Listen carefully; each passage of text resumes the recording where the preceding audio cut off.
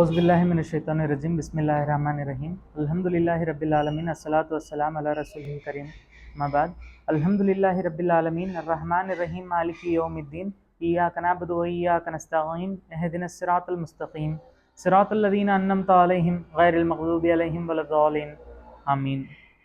குர்ஆனுடைய ஒரு மிக முக்கியமான ஒரு அத்தியாயத்தை பற்றி நம்ம பார்க்க போகிறோம். குர்ஆனுடைய மிக முக்கியமான அத்தியாயம் எதுக்கு இது சொல்லப்படுதுன்னா, இது குர்ஆன்ல அல்லாஹ் ஒரு மனிதனுக்கு கற்றுக் கொடுத்த ஒரு பிரார்த்தனை, சூரா அல் ஃபாத்திஹா. இந்த சூறாவை ஃபாத்திஹான்னு சொல்றதுக்கு நிறைய காரணங்கள் இருக்கு. அதோடைய முதல் காரணம் என்னன்னா, இதை ஒரு தோற்றுவாய், ஒரு இன்ட்ரோடக்ஷன்.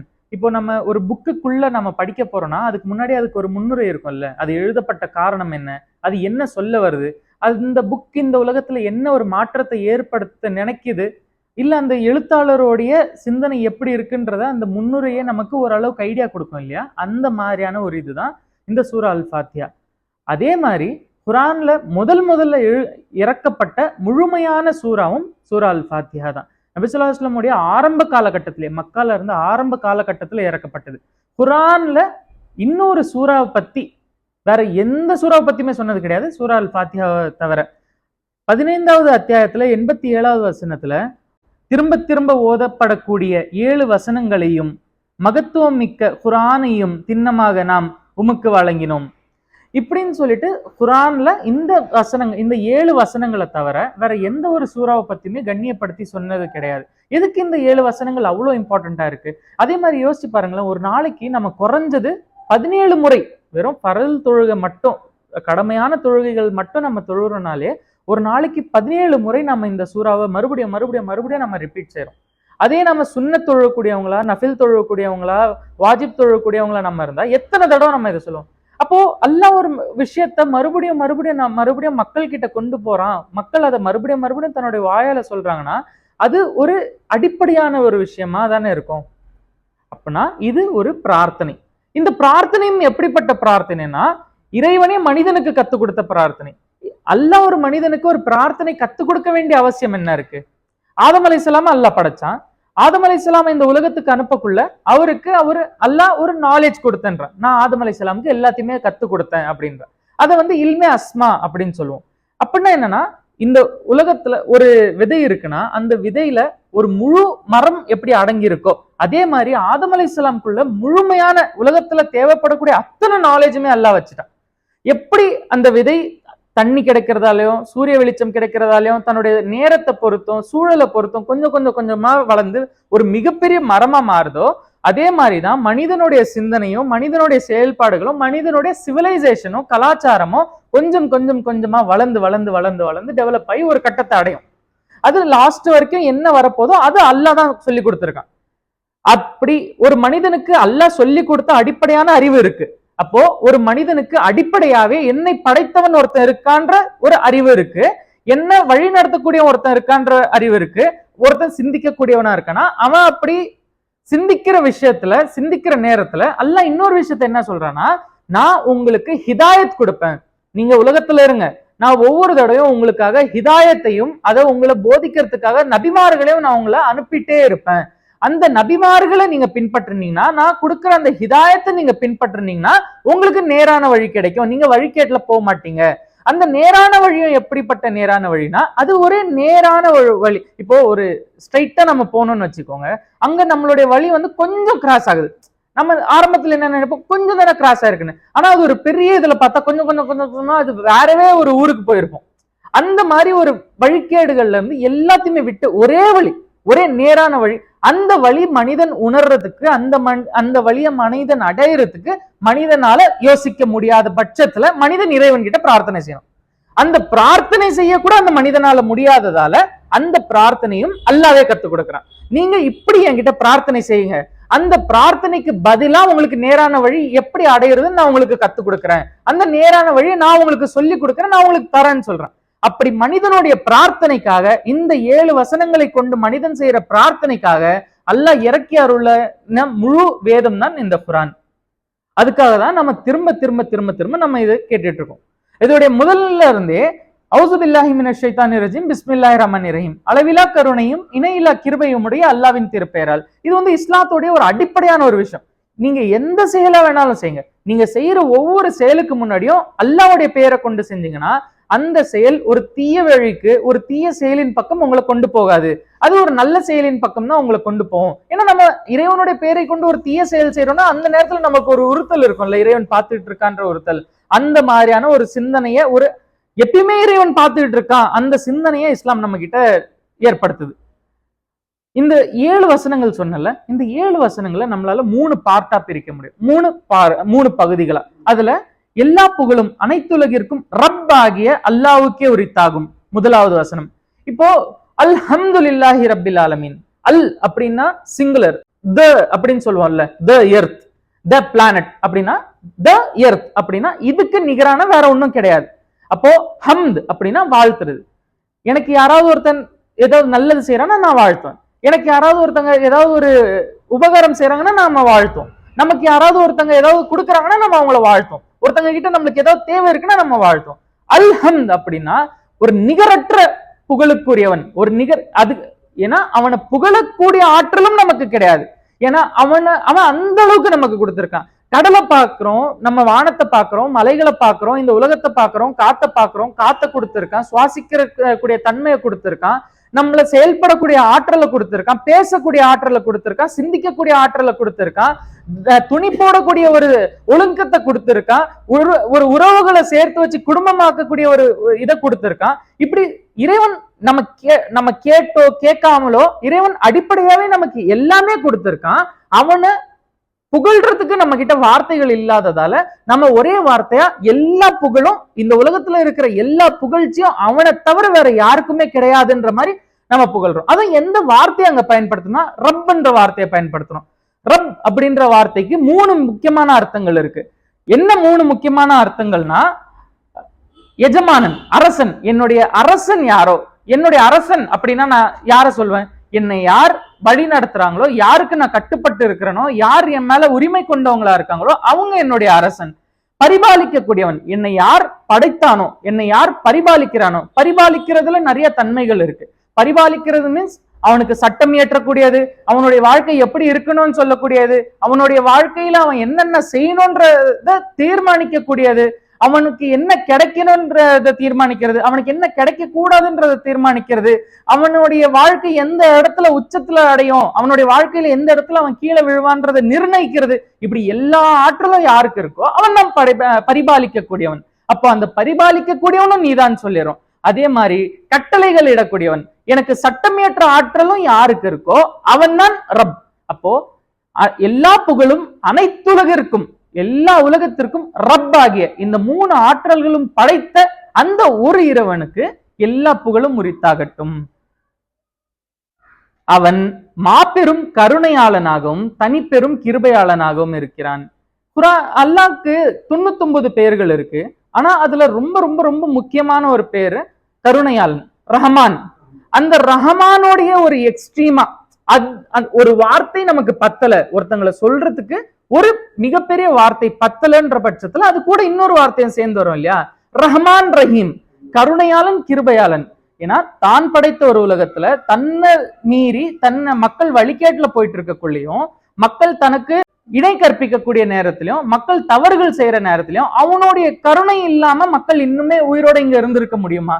இருந்திருக்க முடியாது. அப்போ அவனுடைய கருணை பார்வையினாலதான் இன்னும் மழை பெஞ்சுக்கிட்டு இருக்கு, இன்னும் மக்கள் பசியார சாப்பிட்டுட்டு இருக்காங்க, இன்னும் மக்களுக்கு எல்லாமே கிடைச்சிட்டு இருக்கு. ஆனா அதே நேரத்துல இறுதி தீர்ப்பு நாளின் அதிபதியாகவும் இருக்கிறான். அவன் கருணையாளன் தான், அவன் கிருபையாளன் தான். இருந்தாலும் இப்ப அவன் ஒரு காலக்கெடு விட்டு வச்சிருக்கான்ல, அப்படியே போயிட போறது கிடையாது.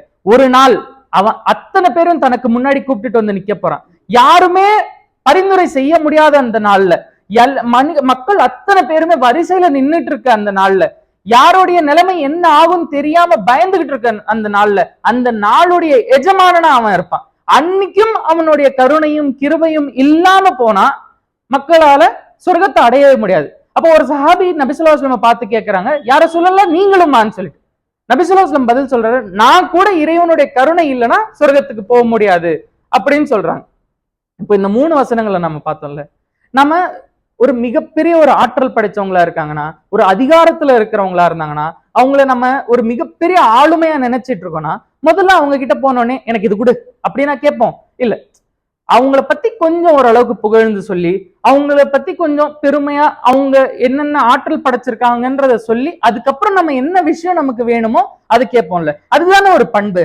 அதே மாதிரி ஒரு அடியானும் தன்னுடைய இறைவன் கிட்ட, தன்னுடைய படைத்தவன் கிட்ட, தனக்கு சட்டம் இயற்றக்கூடிய ஆற்றல் இருக்கவன் கிட்ட, தான் யார் தன்னை பரிபாலிக்கிறானோ அவன் கிட்ட, யார் கிட்ட தான் மீண்டு போக இருக்கிறானோ அவன் கிட்ட அவனுடைய தன்மைகளை பத்தி, அவனுக்கு தெரியாத தன்மைகள் கிடையாது, ஆனா அவனை பத்தி அவன்கிட்டயே சொல்லி மறுபடியும் மனிதன் தனக்கு வேணும்ன்றதை கேட்க ஆரம்பிக்கிறான். உனக்கே நாங்கள் அடிபணிகிறோம், இபாதத் செய்கிறோம். இபாதத்ன்றதுக்கு அர்த்தங்கள் இருக்கு. இபாதத் அப்து, ஒருத்தன் அடிமை. அப்து அப்படின்னா அடிமை. ஒரு எஜமானனுக்கு ஒரு அடிமை செய்யற விஷயங்கள் இபாதத். இபாதத்துக்கும் 3 பொருட்கள் இருக்கு. வழிபடுதல்ன்ற ஒரு பொருள் இருக்கு, அப்புறம் கட்டுப்படுதல், கீழ்ப்படிதல், இப்படி பல பொருட்கள் இபாதத்துக்கு இருக்கு. இப்படி நம்ம யாருக்கு கட்டுப்படுறோமோ, யாருக்கு அச்சப்படுறோமோ, யார் உடைய சட்ட திட்டங்களுக்கு நம்ம கீழ்ப்படுகிறோமோ, யார் என்னுடைய வாழ்க்கையை எப்படி அமைச்சுக்கணும்னு சொன்னானோ அவனுக்கு மட்டுமே நம்ம கீழ்ப்படுகிறோம். உனக்கே நாங்கள் அடிபணிகிறோம், மேலும் உன்னிடமே உதவி கேட்கிறோம். இந்த வசனத்துல நாம அல்லாஹ் கிட்ட ஒரு உறுதிமொழி கொடுக்கிறோம். உனக்கு மட்டுமே நாங்கள் கீழ்ப்படுகிறோம், உனக்கு மட்டுமே நாங்கள் கட்டுப்படுறோம், உன்கிட்ட மட்டுமே நாங்கள் ஒரு நேரான வழியை கேட்கிறோம். இப்போ மனிதன் தானே இறைவன் கிட்ட ஒரு நேரான வழி கேட்கிறான். சரி, இப்போ மனிதன் ஒரு நேரான வழி இல்ல, மனிதன் ஒரு பொருளை யார்கிட்ட கேட்கிறான். அந்த பொருளை அவன் கேட்ட எஜமானன் அவனுக்கு கொடுத்துடுறான். அவன் கொடுத்ததுக்கு அப்புறமும் அந்த பொருளை அவன் பயன்படுத்தாம அதை ஒரு ஓரமா வச்சுக்கிட்டு, அவன் தனக்கு எது வேற ஒரு விஷயம் விருப்பம் இருக்கோ, இல்ல தனக்கு இன்னும் லேசா ஒரு விஷயம் ஏதாவது கிடைக்குதோ அதன் பக்கம் அவன் போனானா, அதை அவன் பயன்படுத்த ஆரம்பிச்சானா, நான் ஒரு விஷயம் உனக்கு கொடுத்துருக்கேன், நீயா கேட்ட, நீயா மன்றாடி கேட்ட, நீ தினைக்கும் 17 முறை என்கிட்ட கேட்கிற, நீ கேட்டதுக்காக அந்த விஷயத்த நான் உன்கிட்ட கொடுத்தேன், நீ அதை பயன்படுத்தாம நீ வேற வேற வேற வேற விஷயங்களை பயன்படுத்தினா நான் எப்படி உன்னை மன்னிக்க முடியும்? இறுதி தீர்ப்புனால நீ என்கிட்ட தானே வரப்போற. சரி, இறுதி தீர்ப்புனால் இருக்கட்டும், ஆனா உலகத்திலேயே நீ நேரான வழி கேட்டிருக்க. அப்போ ஒரு வழி நேரான வழினா அதை தவிர இருக்கிற அத்தனை வழிகளும் வழிகேடான வழிகள் தான். அப்போ அந்த ஒரு வழி மட்டும்தான் நிம்மதி கொடுக்கக்கூடியது, ஒரு நிதானமான வாழ்க்கையை கொடுக்கக்கூடியது, ஒரு பீஸ்ஃபுல் லைஃப் கொடுக்கக்கூடியதுன்னா அதை தவிர இருக்கிற அத்தனை வழிகளுமே நிம்மதி இல்லாத தன்மையை கொடுக்கக்கூடியது, நம்மளுக்கு அழிவின் பக்கம் கொண்டு போகக்கூடியதுதான். அப்போ நீயாவே ஒரு விஷயத்த கேட்ட, உனக்கு நான் அந்த விஷயத்த கொடுத்தேன், நீயாவே அழிவின் பக்கம் போறனா அது ஏன் தப்பு கிடையாது, நீ கேட்டதை நான் கொடுத்துட்டேன். அப்போ உனக்கே நாங்கள் அடிபணிகிறோம், மேலும் உன்னிடமே உதவி கேட்கிறோம், எங்களுக்கு நீ நேரான வழியை காண்பிப்பாயாக. நேரான வழி அப்படின்னா வெறும் ஒரு ஊர்ல இருந்து இன்னொரு ஊருக்கு போறதுக்கான நேரான வழி அப்படின்ற விஷயம் இருக்குல்ல. இங்க இருந்து ஒரு ஊருக்கு போகணும்னு நம்ம எடுத்துப்போம். அந்த ஊருக்கு போகணுன்ற வழி எனக்கு தெரிஞ்சிருச்சு அப்படின்னா, எனக்கு கார் கிடைச்சதுன்னா நான் சீக்கிரமா போவேன், எனக்கு கார் கிடைக்கலன்னா நான் பஸ்ல பொறுமையா போவேன், இல்ல எனக்கு அதுவுமே கிடைக்கலன்னா எனக்கு ஒரு சைக்கிள் தான் கிடைக்குதுன்னா நான் மிதிச்சுட்டு அதை போவேன். எதுவுமே எனக்கு இல்லை, எனக்கு அந்த ஊருக்கான வழி மட்டும் தெரியும் அப்படின்னா நான் நடந்தாவது போயிடுவேன். ஆனா எனக்கு அந்த ஊருக்கு போகணுன்றது தெளிவா தெரிஞ்சிருக்கு. அப்ப நான் ஏதோ ஒரு விதத்துல எப்படியாவது ஏதாவது ஒண்ணு பண்ணி கொஞ்ச நேரம் உட்காந்தாவது நான் அந்த ஊருக்கு போய் சேர்ந்துருவேன். ஆனா எனக்கு அந்த ஊருக்கு போறதுக்கான வழியே தெரியலன்னா, எனக்கு எந்தெந்த தெருவுகள்லாம் தெரியுதோ, எனக்கு எந்தெந்த பாதைகள்லாம் தெரியுதோ அந்த பாதைகள் எல்லாம் நான் போக ஆரம்பிப்பேன். அங்க இருக்கிற எவனாவது ஒருத்தன் அந்த பாதை தான் கரெக்டான பாதைன்னு என்கிட்ட சொல்லுவான். அந்த பாதையில நான் போய் அந்த பாதை எங்க போய் முடியும்னே தெரியாது. அது பள்ளத்துல போய் விட போதா, அது கடல்ல போய் விட போதா, அது ஒரு எரிமலையின் பக்கம் கொண்டு போய் விட போதா, ஆனா அது எப்படியா இருந்தாலும் நான் எந்த பாதைக்கு எந்த ஒரு இடத்துக்கு போய் அடையணும்னு நினைக்கிறேனோ, என்னுடைய லட்சியம் என்னவோ, என்னுடைய இலக்கு என்னவோ, அந்த இடத்துக்கு என்ன கூப்பிட்டுட்டு போய் விடாது. அந்த இடத்துக்கு போறதுக்கான ஒரு மேப் வேணும். அந்த மேப்பை எங்களுக்கு கொடு, எங்களுக்கு அந்த நேரான வழியை கொடு அப்படின்னு மனிதன் கேட்கிறான். நேரான வழி அப்படின்னா வெறும் தொழுகிறதுக்கு மட்டும்தான் நேரான வழியா? நம்ம முன்னே இறைவன் கிட்ட என்ன சொல்லியிருக்கோம்? நீ எனக்கு ரப்புன்னு சொல்லியிருக்கோம், நாங்க உங்களுக்கு இபாதத் செய்யறோம்னு சொல்லியிருக்கோம். ரப்புன்றவன் படைக்கக்கூடியவன், பரிபாலிக்கக்கூடியவன், சட்டங்களை ஏற்றக்கூடியவன், எல்லாத்தையுமே கொடுக்கக்கூடியவன், பொருளாதார சட்டங்களை விதிக்கக்கூடியவன், வாழ்வியல் சட்டங்களை விதிக்கக்கூடியவன், குடும்பவியல் சட்டங்களை விதிக்கக்கூடியவன். நீ எனக்கு ரப்புன்றதை நான் ஏத்துக்கிறேன், எனக்கான நேரான வழியை கொடுன்னு நான் கேட்டுக்கிறேன். அப்படி நான் கேட்டுமே என்னுடைய பொருளாதாரத்தை கம்யூனிசம் தீர்மானிக்கும்னா அப்போ அது நேரான வழியில நான் இருக்குன்றது என்ன அர்த்தம்? நான் இறைவன் கிட்ட கேட்கிறேன், நான் 5 வேளை தொழுறேன், இருந்தாலுமே என்னுடைய பொருளாதார திட்டத்தை கேபிட்டலிசம் தீர்மானிக்குதுன்னா அப்ப நான் எங்க இருந்து இதுல இருக்கேன்? நான் நேரான வழியை கேட்கிறேன், இருந்தாலுமே என்னுடைய காதலோ, என்னுடைய திருமணமோ, என்னுடைய உறவோ ஒரு மேற்கத்திய கலாச்சாரத்தின் படி இருக்குன்னா அப்ப நான் எங்க இருந்து நேர்வழியில இருக்கேன்? அப்ப நம்ம நேர்வழியில கேட்கிறோம், நேர்வழியில இருக்குன்றத நினைக்கிறோம். ஆனா இங்க நம்ம யோசிக்க வேண்டியது உண்மையாலுமே நம்ம நேர்வழியில இருக்குமான்றது. அந்த நேர்வழியை நம்ம எப்படி சிந்திக்க முடியும்னா, என்னுடைய வாழ்வு, என்னுடைய உழைப்பு, என்னுடைய அழைப்பு, நான் திருமணம், நான் படிக்கிறது, நான் கல்யாணம் செய்யறது, எனக்கு குழந்தைகள் பிறக்கிறது, என்னோட நான் சம்பாதிக்கிறது, நான் செலவு செய்யறது, நான் ஒருத்தங்க கிட்ட நண்பன் ஆகிறது, ஒருத்தங்க கிட்ட இருந்து நான் விலகிறது, நான் ஒரு பணி செய்யறது, நான் ஒரு லட்சியத்தை கொள்றது, இது எல்லாமே இறைவன் என்ன சொல்லி இருக்கானோ, குரான் என்ன வழிகாட்டி இருக்கோ, அது எந்த லட்சியத்தை நோக்கி நம்மளை வழி நடத்துதோ அதன் அடிப்படையில இருந்துச்சுன்னா அது நேரான வழியா இருக்கும். ஏதோ ஒரு கட்டத்துல அங்க ஒரு மன இச்சையோ, அங்க ஒரு சுயலாபமோ, குரான் வழிகாட்டாத ஒரு வழிமுறையோ கலக்குது, அது ஒரு வழிகேட்டின் பக்கம் கொண்டு போயிடும். எங்களுக்கு நீ நேரான வழியை காட்டு, அவ்வழி எவர்களுக்கு நீ அருள் புரிந்தாயோ அவர்களின் வழி.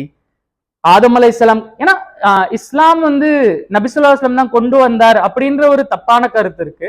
ஆனா ஆதம் அலைஹிஸ்ஸலாம் இந்த உலகத்துக்கு அனுப்பக்குள்ள அவருக்கு இறைவன் என்ன ஒரு வாழ்க்கை முறையை கத்துக் கொடுத்தாரோ அந்த வாழ்க்கை முறைக்கான பேர் இஸ்லாம். இஸ்லாம் அப்படின்றது முழுமையாக கட்டுப்படுதல், கீழ்ப்படிதல், கட்டுப்படுதல். ஒரு முழுமையாக கட்டுப்பட்டவனுக்கு பேர் முஸ்லிம். ஆதம் அலைஹிஸ்ஸலாம் காலத்துல இருந்து இன்னைக்கு வரைக்கும் யார் யாரெல்லாம் உன்னுடைய நேர்வழியை அடைஞ்சிருக்காங்களோ, எவர்களுக்கு நீ அருள் புரிந்தாயோ அவர்களின் வழி, உனக்கு உன்னுடைய கோபத்திற்கு ஆளாகாத மற்றும் நெறித்தவறி போகாதவர்களின் வழி.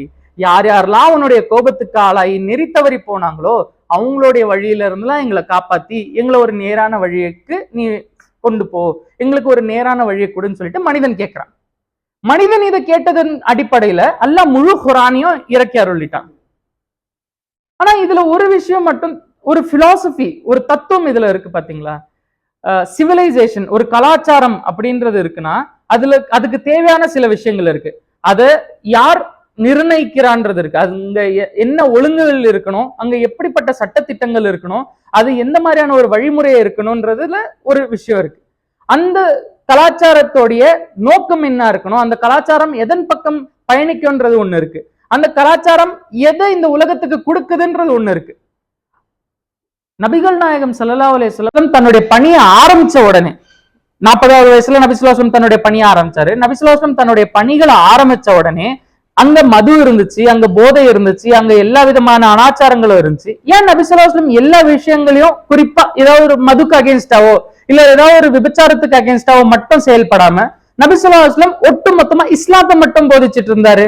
அதுக்கான அடிப்படைக்கான காரணம் என்னன்னா, ஒரு சிவிலைசேஷன் இருக்கக்குள்ள, ஒரு கலாச்சாரம் இருக்கக்குள்ள அதுல இருக்கக்கூடிய ஒரு துணை பிரச்சனைய, அந்த துணை பிரச்சனையை மட்டும் களையறதால அது முழுமையா ஒரு தீர்வா இருக்காது. அந்த கலாச்சாரத்தையே அங்க இருந்து தூக்கி போட்டுட்டு அங்க ஒரு இறையியல் கலாச்சாரத்தை கொண்டு வந்து வச்சா மட்டும்தான் அதுக்கான முழு ஒரு ஒழுக்கமான ஒரு சமூகமா, ஒரு ஒழுக்கமான ஒரு சிவிலைசேஷனா அதை நம்மளால உருவாக்க முடியும். அந்த வேலையை நபி ஸல்லல்லாஹு அலைஹி வஸல்லம் செஞ்சதுக்கு அடிப்படையான விஷயமா இருந்தது இந்த சூரா. இந்த சூரா ஆரம்பத்திலே இறங்குச்சு. இந்த சூறாவை மனிதன் கேட்க கேட்க கேட்க கேட்க பிரார்த்திக்க பிரார்த்திக்க பிரார்த்திக்க இறைவன் அவனுக்கு அந்த கலாச்சாரத்தை உருவாக்குறதுக்கான, அந்த சிவிலைசேஷனை உருவாக்குறதுக்கான, ஒரு இறையியல் சமூகத்தை உருவாக்குறதுக்கான ஒரு நிசாம், ஒரு இறைவன் எப்படி நாடு இருக்கானோ அந்த மாதிரியான தனி மனிதர்களை உருவாக்குறதுக்கான, அந்த மாதிரியான குடும்பங்களை உருவாக்குறதுக்கான, அந்த மாதிரியான ஒரு சமூக கட்டமைப்பை உருவாக்குறதுக்கான ஒரு வழிமுறைகளை இந்த குரான்ல 23 ஆண்டுகள்ல அல்லாஹ் கொஞ்சம் கொஞ்சம் கொஞ்சம் கொஞ்சமா இறக்கி வச்சான். நபி ஸல்லல்லாஹு அலைஹி வஸல்லம் இருக்கிற வரைக்கும் அந்த விஷயங்களை நபி ஸல்லல்லாஹு அலைஹி வஸல்லம் இது பண்ணாரு. ஆதம் அலைஹிஸ்ஸலாம்ல இருந்து நபி ஸல்லல்லாஹு அலைஹி வஸல்லம் வரைக்கும் நபிமார்கள் வந்தாங்க. அல்லாஹ் சொல்லியிருந்தா நான் உங்களுக்கு ஹிதாயத் கொடுத்துக்கிட்டே இருப்பேன், அந்த ஹிதாயத்தை நீங்க பின்பற்ற வரைக்கும் உங்களுக்கு நேரான வழி கிடைக்கும் அப்படின்னு சொல்லிட்டு நீங்க நேரான வழியில இருப்பீங்க. நபி ஸல்லல்லாஹு அலைஹி வஸல்லமோட ஹிதாயத் முடிஞ்சு போயிடுச்சா? அப்போ நபி ஸல்லல்லாஹு அலைஹி வஸல்லம் அப்புறம் 1400 வருஷமா இருக்கிற நாம, இல்ல இதுக்கப்புறம் உலகம் முடிய போற வரைக்கும் இருக்கக்கூடிய மக்கள் என்ன செய்ய போறாங்க? அப்போ நபிமார்கள் முடிஞ்சுட்டாங்க அப்படின்னா நபி ஸல்லல்லாஹு அலைஹி வஸல்லம்க்கு என்ன பணி, ஒரு கடமையா இருந்துச்சோ அதே கடமை ஒட்டுமொத்த முஸ்லிம் சமூகத்தின் மீது வந்துருச்சு.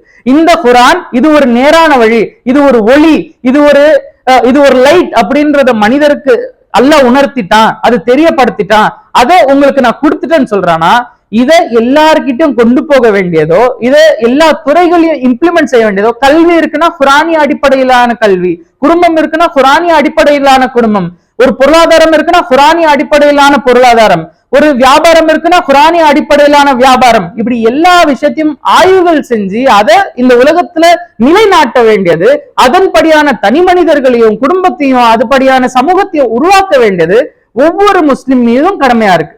அதுலயும் குறிப்பா 17 முறை ஒரு நாளைக்கு நம்ம இந்த வாக்குறுதியை இறைவன் கிட்ட கொடுத்துட்டு இந்த பிரார்த்தனை இறைவன் கிட்ட கேட்டுட்டு அந்த பிரார்த்தனைக்கான பதில் இறைவன் 17 முறையும் நம்ம கிட்ட ரிட்டர்ன் சொல்லிட்டு நாம அந்த வேலையை செய்யாமலே இருந்தா, இதை செய்யாம இருக்கிறவங்களுக்கு ஒரு தண்டனைனா மறுபடியும் நீ கேட்டு நான் உனக்கு கொடுத்தோம் நீ அதை செய்யாம இருக்குன்றதுக்காக அல்லாஹ் நமக்கு இன்னும் அதிகமான தண்டனை கொடுக்கறதுக்கான வாய்ப்பும் இருக்கு. அதனால இப்படிப்பட்ட எல்லா விஷயங்கள்ல இருந்தும் அல்லாஹ் நம்மளை காப்பாத்தி ஒரு முழு குரானாக வாழக்கூடிய நேரான வழியை அடைந்தவர்களாக வாழக்கூடிய ஒரு வாய்ப்பை அல்லாஹ் சுப்ஹானஹு வ தஆலா உங்களுக்கும் எனக்கும் நம் அனைவருக்கும் கொடுத்து அருள் புரிவானாக. வாஹிரு தாவானா அல்ஹம்துலில்லாஹி ரப்பில் ஆலமீன். அஸ்ஸலாத்து வஸ்ஸலாம் அலா ரசூலில் கரீம்.